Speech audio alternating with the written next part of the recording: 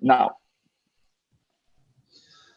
Bom, tudo bom com todo mundo? Boa tarde a todos. Meu nome é Sérgio, aqui do Google Cross. Estou hoje com um convidado muito especial, que é o Kwant, segundo lugar nos CrossFit Games esse ano. Então, nós vamos ter um bate-papo aqui em inglês, né? Então, depois a gente vai traduzir. A gente já fez isso com a Kari Pearce, ainda está faltando um pouquinho da tradução com ela, mas a gente vai depois traduzir e colocar tudo direitinho para vocês. Lembrando que isso também vai virar um podcast, né? Então, vocês podem baixar lá, mas também aí no podcast realmente só vai ter tudo em português. So, Sam, thank you so much for agreeing to do this interview, and welcome. How are you? Hey, I'm doing good. I'm glad to be on here. Thank you. So usually when I interview athletes, CrossFit Games athletes, I usually make some quick profile. So do you don't train at an affiliate, right? You train at your home. Yeah, I mean, especially with all the virus stuff going on, I train out of my parents' shop for the most part. So yeah, it's a home gym. Mm-hmm. But you train with all your family, right? Brothers. Yeah, I train. Yeah, like 90% of the time I'm training with my family for the most part. Yeah, so it's pretty awesome for sure. Yeah, that's sure must be awesome. Now, how long have you been doing CrossFit? Shoot, let's see. I started in 2011, I believe, but I didn't really get like serious until 2014. So I mean, yeah, started in 2011, got serious in 2014, kind of a thing. So quite a while. Now, 2011, you were like what, 15? Yeah, 15. Mm-hmm. 15. Young. Wow. Okay. Yeah. You started really young. So we all know CrossFit is famous for benchmarks. What is your favorite benchmark? Do you have one? Probably DT, probably for sure. Yeah. Okay, DT. Now this is going to be important later on. I have a question on that. Oh, yeah. What is your strength? You consider to be your strength in CrossFit? Moderate barbell cycling, I would say. Not like super heavy, but a moderate weight I can cycle pretty well usually. Mm-hmm. Okay, that then explains why DT also is yeah, good for exactly. You. Exactly. And what do you consider to be your weakness? Running and gymnastics for the most part. Yeah. Okay. Yeah. Now, what are the 3 must carry objects in your gym bag?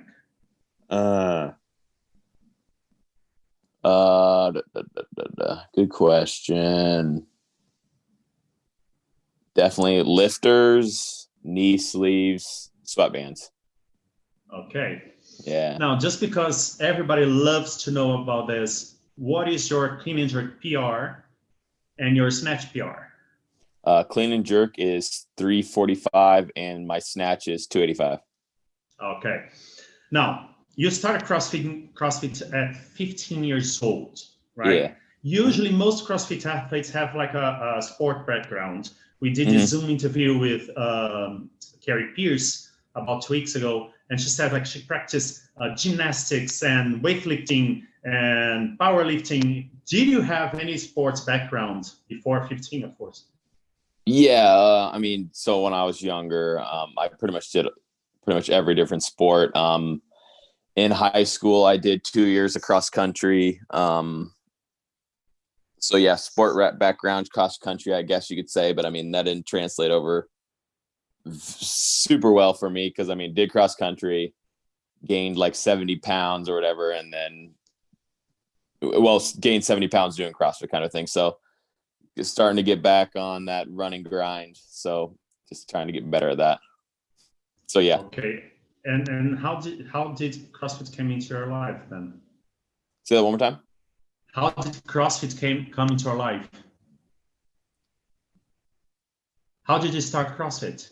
Oh, how to start CrossFit? Okay, yeah, heard you wrong. So yeah, like I said, I was running a whole bunch. I was getting a little bit bored of running all the time, and my mom actually knew someone that was going to a CrossFit gym, and they said that I would like it. So went and hit a CrossFit class and kind of from there on was hooked, kind of a thing. Yeah. Okay. Now, you went to your first regional at the age of 18. Yep. Actually, I've read somewhere that you missed your high school graduation to go to the regional. Yeah. I mean, so I was homeschooled for the most. I was homeschooled. So I mean, I went to a couple like different co-ops. So it wasn't like a huge deal to miss graduation. There was just a little ceremony kind of thing. So yeah, but I did miss graduation to go to regionals, but that was a no-brainer. Oh, what just happened? All right, let's see if Sergio comes back. I think he dropped. Yeah, I mean, he was frozen for a while too. So. Yeah, he frozen for a while, so I don't know what happened. Might be his internet connection. Oh, he's back. Oh. Are you back, Sergio? We can't hear you. You're on mute. Okay, I had a problem with my connection. I'm so sorry for that. I don't know what happened. So you're saying I mean, the last time I heard it said it wasn't a big deal because it was like a small thing. But was it a decisive point for you to know that you wanted to become a professional athlete? Yeah. Yeah, definitely. I mean, when made regionals when I was 18 in 2014, definitely knew that I kind of wanted to make a real push at it, and I knew I could be good because I mean I was 18 going against grown adult men and beating them and kind of a thing. So I knew I had a future in the sport for sure. Yeah, I mean that was really impressive actually when I read about it. So you qualified for your first games in 2016, and in 2016 you made quite an impression. At least I was watching it already, covering the games for Hugo Cross, and you won an event in 2016 that was actually double DT. Right? Yeah, that's I mean, that's probably the reason I like DT so much. Good memories for sure. But was it your best work benchmark or your preferred benchmark before that, or do you know that? So no, I would definitely say that it wasn't like my preferred workout going into it. I had no idea how it was going to go. But apparently that's kind of when I found out I'm pretty good at cycling a moderate barbell. And pretty much any workouts from then on, I was usually doing pretty darn good at cycling a barbell. So I learned, I don't necessarily like it, I would say, but I mean, that's just a strength of mine for sure. But regular DT, I was going to say regular DT, that's a fun workout. It's so fast. So I like regular DT for sure. Okay. Did you know going into this workout that you actually had a good shot at winning it? Yep. No idea. Oh, no idea. I don't think you were actually the last battery, right? No, I was like the second to last heat, I think. I'm not 100% sure though. Yeah, heat. Sorry, last heat. Yeah. Okay. Then you placed 16th on your first CrossFit Games. Then in 2017 you went back and placed 20th. Did something happen that actually made you not as good in 2017 with an year experience than in 2016? What do you think changed? Yeah, I mean, so it's kind of the whole story, to be honest. So yeah, 2016 went great. No complaints at all. And then leading up to the 2017 regionals, I hurt my back. I didn't know how bad, but it was like 3 weeks before regionals. So I kept training, got through regionals, got second in regionals, qualified for the games. And due to the compensating for my back injury, I hurt my knee leading up for the games. So going into the games, I mean, I was obviously pretty banged up. I had to miss a couple training sessions because my knee and back were bad some days. So, I mean, hobbled through the games in 2017, obviously not happy. And then once I got through the 2017 season, kind of figured out what was going on with my back and my knee. And I actually had a stress fracture and a hairline fracture in my back and a torn meniscus. So I rested and my back got fine. My back was better. But my knee kind of was bugging me for quite a while, and I just didn't want to get surgery, to be honest. So I waited until just before 2018 regionals and decided the next step was to get surgery, because I pretty much had done everything I could. So got surgery in 2018, and I wouldn't say I fully recovered from surgery until like 6 months before the 2019 games. So yeah, that's the whole story on that. Why 2017 wasn't the greatest. I don't like to make excuses, so I usually just keep to myself on that kind of thing. But yeah, that's what was going on for 2017. This is something that actually quite impresses me in all athletes that I've ever interviewed. They say, I don't want to give excuses. I don't want to give excuses. But I mean, you guys, you went to the games with a back and knee problem that actually had to go to surgery. When I interviewed Brooke Welsh, she competed at the games with a broken thumb. And I don't know how you guys can actually do that and say, I don't want to give excuses. That's not like giving excuses. You were hurt. And I think it's amazing how your mind works. You actually think that, no, it's not an excuse. I have to perform well, even though I have a torn meniscus. I don't know. It's really impressive how you guys think about it. Yeah, definitely. I mean, it doesn't make, you're still going to give run every workout. It doesn't really matter too much for when you're competing. So, I mean, in 2018, when you decided to have the knee surgery, it was like you avoided the most. You avoided it for most part, and then you said, no, if I want to get better, I have to do knee surgery. Was it a hard, a difficult decision to make?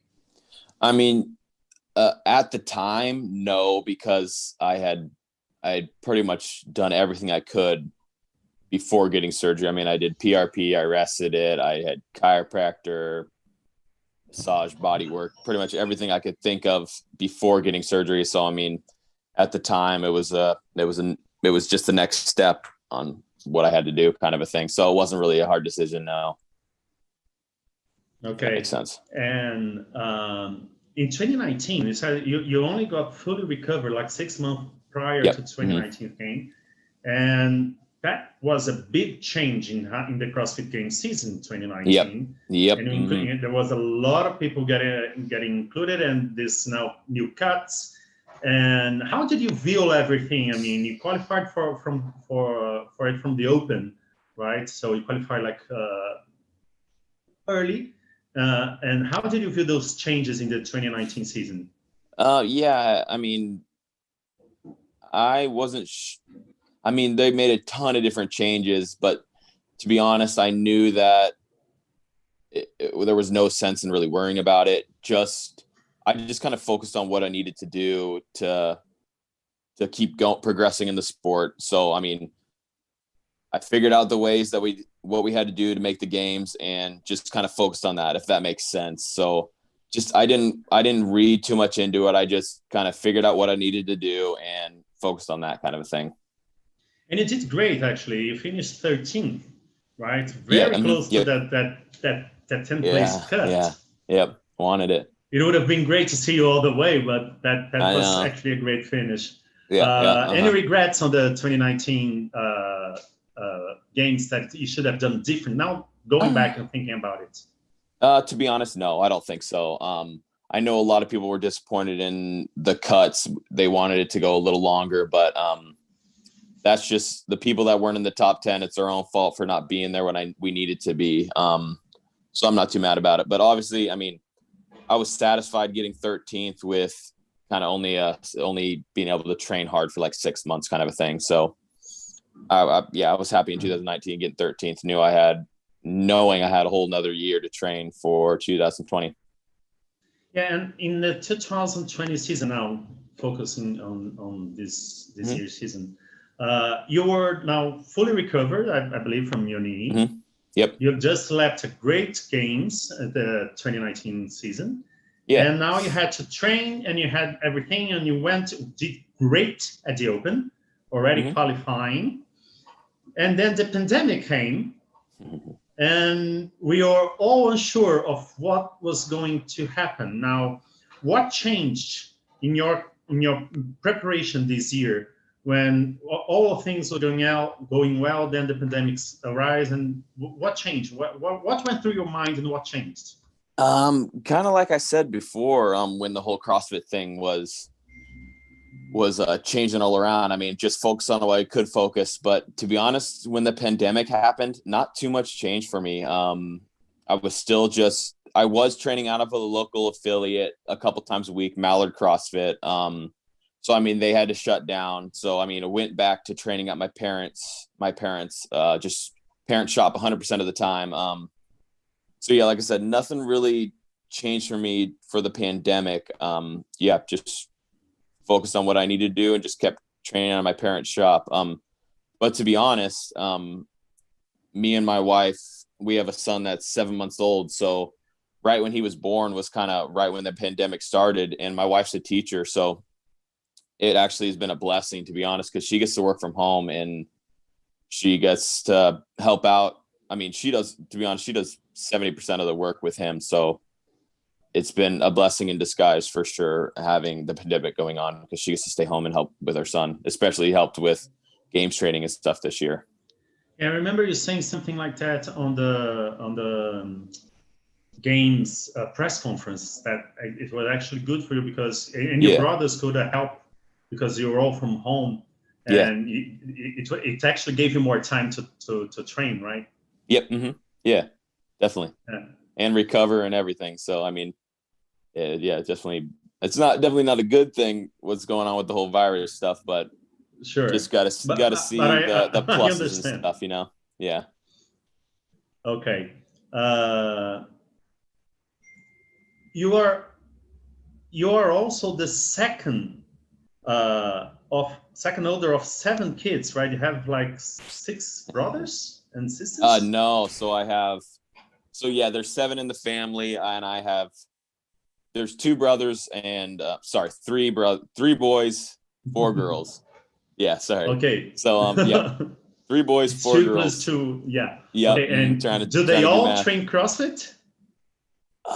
Let's see. The oldest doesn't, and the youngest doesn't. All the ones in between work out with me, and so do my parents. My mom and dad work out, and the oldest doesn't, and the youngest doesn't. But all the other ones, they're training with me. It's good stuff for sure. It's definitely nice not having to train alone. And so does my wife trains with me too. Yep. No, that's great. That's good. So the entire family is up for that. Mm-hmm. Because we always say, like, when you train CrossFit, you always try to get everyone around you to also train CrossFit, because you don't shut up about CrossFit. And being a professional athlete, I mean, for you, it's your life. So it's good that your family shared that with you.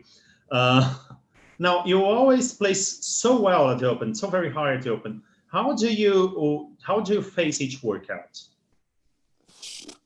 Did you multiple times? I mean, I definitely, when they announce the workout, usually there's someone, whether it's Instagram or YouTube, you can or like the live announcement, you can see someone attack it and kind of strategize from there and kind of know what a good time is. So, I mean, these past 2 years in the Open, the Open matters. So you do it once knowing you're going to do it again. So you hit it once hard and you just plan on redoing it again and kind of learn from your mistakes.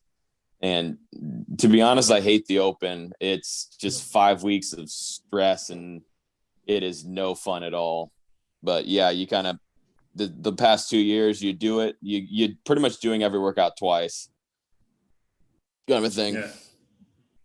The Open's only fun if, in case, like for me, we have no expectations at all in the Open. Is it still fun? I have no stress. Yeah, it's fun. I like it. All right. Okay. Good. I can't complain. I like it. Good. I like that.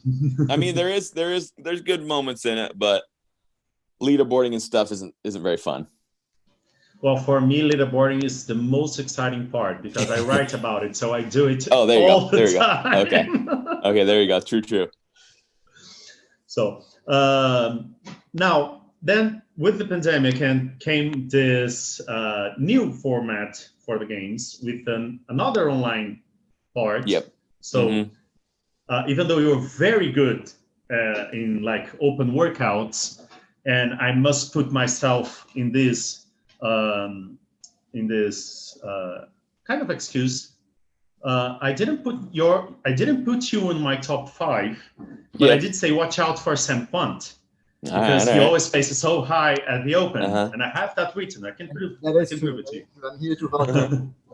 And but most commentators did not pick you as the top 5. Yeah, did anyone pick me? I don't think so. No, I don't think so. So my question is, it's not like who is laughing now, but when you went into this online part, did you knew you were able to get on the top 5? Yeah, I mean, I was pretty confident. Like I said, I mean, I only had 6 months of good training for the 2019 games, and I mean, everyone's overlooking me, but I had another full year of training with a good coach. I was feeling fit, and yeah, it wasn't. I mean, that was the goal, top 5. So I was happy with it. Yeah, because I actually said you must watch out for him because he's very good at open workouts. Mm-hmm. But at the same time, it's only one chance, right, to do the workouts. Yep. I mean, that's how I prefer it. I liked it like that. Yeah. So I bet that actually worked pretty well for you. But after day 1, you finished outside top 10. Yep. Mm-hmm. With the best finish, which was on the rower, that it took 3rd. Yep. Did you look at the leaderboard and was like a little concerned, or did you like, I'm just going to bed and forget about it? I mean, when the CrossFit Games announced the events, I knew day 1 was not going to be great for me. To be honest, when I saw those workouts, I told my wife, I was like, I don't think there could be any worse workouts for me to be announced on day 1. So when I saw, I think it was either 12th or 13th after the first day, I was happy with that because I knew that day 2 would be a lot better for me. And I mean, anything can happen after one workout, so you never really count yourself out, kind of a thing. Yeah, and actually you did great in day 2 because after workouts 5 and 6, you actually were 4th overall. Yep. Mm-hmm. And you finished in 4th. Yep. Right, with another great result on the handstand hold.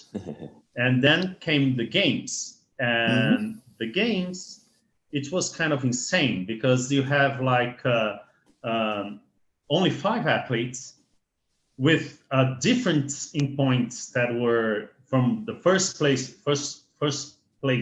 to the 5th place, like 100 to 15. Yep. So the leaderboard was going insane. I mean, you were in 2nd actually on the first day until the running event when you went into last. Yeah. Now, I have 2 questions for that. Yeah, what's up? First was, how was your what did you feel actually when David Castro said, no, there is one more loop? Yeah, just good question. Continue running. For me, it didn't matter too much when Dave Castro told me. I saw Medeiros and Frazier coming back to me, and I'm like, what the heck's going on? And then when Adler passed me, I'm like, dude, what's going on? He's like, we're doing it in reverse. And I was like, oh frick, okay. So I mean, I already knew what was going on when Dave told me that we're turning around. I was just like, okay, where do you want me to turn around at? Kind of a thing. Let's do this freaking crap again. Jeez, yeah. And you said running is one of your weakness, right? Yeah, I mean, I didn't know Nowadays. It was that big of a. Yeah, I didn't know it was that big a weakness till I went to the games this year. So that's definitely something we're going to be working on. As you saw in the trail run, I sucked. Yeah, because you said you did cross country and a lot of running, right? So nowadays you said it's your weakness because you stopped practicing that much, perhaps. To be honest, I don't know what exactly happened. It's not like I stopped practicing it or neglected it. I just guess I just didn't put a big enough priority on it, kind of a thing. So definitely gonna start running a bunch more again. Okay. And how do you face mentally this up and down in the leaderboard? I mean, from 3rd to last to 2nd to 4th to shoot. How did you? It wasn't. To be honest, mentally, it wasn't that bad. just because like everyone saw, one event bumps you into second, one event bumps you into last. So it's never like you would, let's say you're in last, and even if you win an event, you still be in last kind of a thing. So you just had to take it event by event kind of a thing, which kind of sucked at the same time, but you were always still in the fight, if that makes sense. Yeah, that does make sense. I mean, Kari Pearce went from last to third, right? In the last event in Atlanta. Wild, wild. Now, after day 2, you had a great thruster, burpees, and run event for you. I mean, you were quite a surprise. It started very strong. Yep.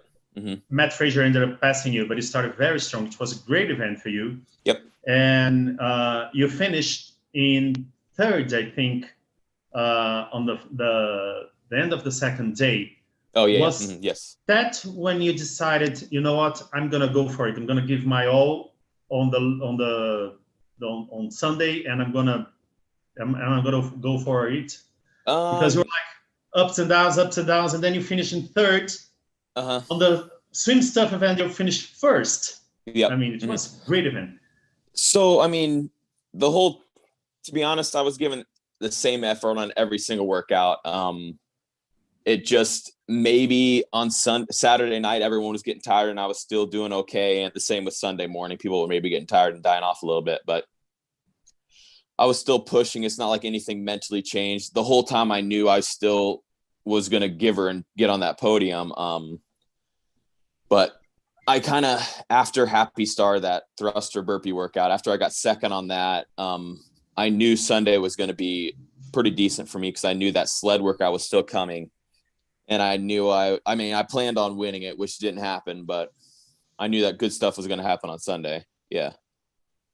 Yeah. And it did actually, because I mean, on the swimming stuff event, you placed first also. Yeah. That was a surprise. Didn't know. I haven't been able to do a swim workout against anyone since 2017 games. So that was a nice little surprise. But I mean, when it came down to it in that workout, you just had to be a good enough swimmer. It mostly came down to the assault bike, to be honest. I think you can ask anyone. I mean, Adler wasn't I think good in the men's side, not in the women's side. Because that's right. Because Tia was just crushing everyone in the water. Yeah, but Adler was. I mean, Adler wasn't a good enough swimmer, so he fell back just due to his swimming. But for the men, we were all pretty even. It just came down to the assault bike. But yeah, for the women, yeah, you're right. I mean, I think Tia was like off the bike last and then out of the pool a couple seconds before everyone else. It was crazy. Yeah, that was crazy. And yeah, but at the same time, I mean, you did a remarkable job in this workout and swim stuff.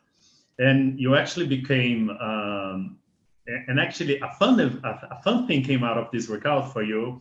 You must have seen this video several times. And the camera is actually focusing on you, and you like you burped. Oh yeah. Yeah, that was funny. Like, I think 20 minutes after we were done, I went on my phone and I saw that I had like 100 plus story notifications, like when you're mentioned in stories. I'm like, what the heck? And I look and they're just all memes of me burping, and I thought I got a good laugh out of that. That was funny. No, that was actually funny. In the sprint sled, you almost won. I mean, you wanted to win that event. I mean, I wanted that one. Yeah, that was clear. How was it? I mean, in the last sprint, it was something. It was 0.4 seconds, I believe, difference, right? Yeah, it was pretty darn close. Did you had any strategy for that with the sled or something? Yeah. So I mean, talking to my coach, the strategy was the very first 100-yard sprint, sprinted at about 90 to 95%. And then from then on, just full send, like go as hard as you can on the sled. And then the whole workout was the sled. And the last sprint, not too much is going to be gained. So 99.5% on the first 100-yard sprint, and then just full send on the sled. And then whatever you have, run back hard you can. That was an amazing event to see because of that photo finish. That was fantastic. Put the wrong leg forward, man. Yeah, good stuff. Now, let me talk about Atalanta, right? Yeah. Atalanta was a workout that Dave Castro said was the most difficult workout ever put in that he ever created for the CrossFit Games. Mm-hmm. Do you consider that to be true? Yeah, I think so. Yeah, that was probably the hardest program workout that's ever been at the games. But that's for me. Yes, I think that was the hardest games workout, but it's for people in 2018. I mean, I've heard about that marathon row, so I think that's probably up there with the marathon row. You'll have to ask someone else that competed in 2018 though. So yeah. But yeah, the Atlanta was pretty gnarly. And I mean, a lot of people were complaining that this final workout at Atlanta was a workout that was very good for short people, which is not your case for small people. That's definitely not the case. You're quite tall. But did you think that was something that you considered doing at Atlanta? I mean, because you were 85 points ahead of the third place finish that was Justin Medeiros. Yep. It was something that was worrying you or not really? No, I knew I had second locked up, so I wasn't too worried. I mean, I definitely was. It was the last workout, so I did what I could on it, and I mean, I sucked on it, obviously. But I wasn't as much. 10 minutes. You came out almost 10 minutes behind Noah Olsen, I think, or Justin. Yeah. I don't know. Yeah, I sucked. I know. No, I'm not saying that you suck. I'll never be able to do that. Okay. It's not that you suck. Yeah. No, that was an early workout. Yeah, everything was kind of hard. I mean, the pistols were hard with that weight vest, and my hands just started tearing already on like 80 pull-ups in when you still had 220 to go. So wow. Just at that point, I was just like, I just got to get this done. Because I mean, you had to get it done to get on the podium, kind of a thing. So at that point, it was just get her done and finish. Yeah, and this is why I was asking, because we had a talk later in Brazil where I invited some coaches and athletes to do a live show commentating the games, and said, "Oh, this was very good for Kari Pearce, and not good for instance Haley Adams. Kari is shorter and all." And I said, well, but if you look at Samuel Kwant, he's tall, and he did not finish the second place in Atalanta. He did not lose second place in Atalanta because he guaranteed that on team stuff, which was actually better for tall people. If you look at Kari Pearce, she suffered on team stuff. Yep. And it balances it out. Yeah. So I think it was pretty balanced in a way. Yeah. What was your favorite workout in the 2020 CrossFit Games and your least favorite? Yeah. My favorite was probably the sled sprint one, just because I mean it's super exciting. And then my least favorite, man, that's a hard one. Obviously it's a toss up between the trail run or Atlanta. I would probably say Atlanta was probably my least favorite, just because, I mean, you have 200 pull-ups to go and my hands are just torn. It was just rough, to be honest, mentally, and it just wasn't fun. Do you think it was actually worse because it was the last event, because you were already beaten up? Yeah, I'm sure that didn't help at all. I probably would have got last even if it was the very first event. So for that, it was what it was. Okay. Well, at least it was not bad for you in a way that you did not lose your second place finish. Yeah, now, exactly.